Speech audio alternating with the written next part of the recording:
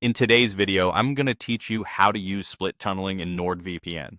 Split tunneling lets you decide which apps or websites go through the VPN and which connect directly to the internet. This is useful if a banking app blocks VPNs, if a game needs the lowest possible latency, or if you want a streaming service to use your regular connection while the rest of your traffic stays encrypted. Just remember, anything you exclude will not be routed through the VPN, so it won't have VPN encryption or masking. Start by opening the NordVPN application on your device and give it a moment to load. Next, go to Settings. You'll see a gear icon in the app. Click that to open the Settings menu. Depending on your device and app version, settings might be grouped a bit differently. Look for an option called Split Tunneling, sometimes listed under General or Advanced.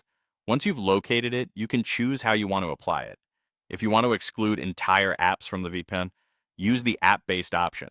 This tells NordVPN to allow selected apps to bypass the tunnel.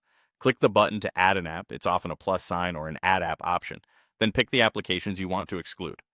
Many people choose their banking apps, certain streaming apps, or tools that don't behave well behind a VPN. Confirm your selection. From now on, when those apps run while NordVPN is active, they'll connect outside the VPN, and everything else will continue to use the secure tunnel.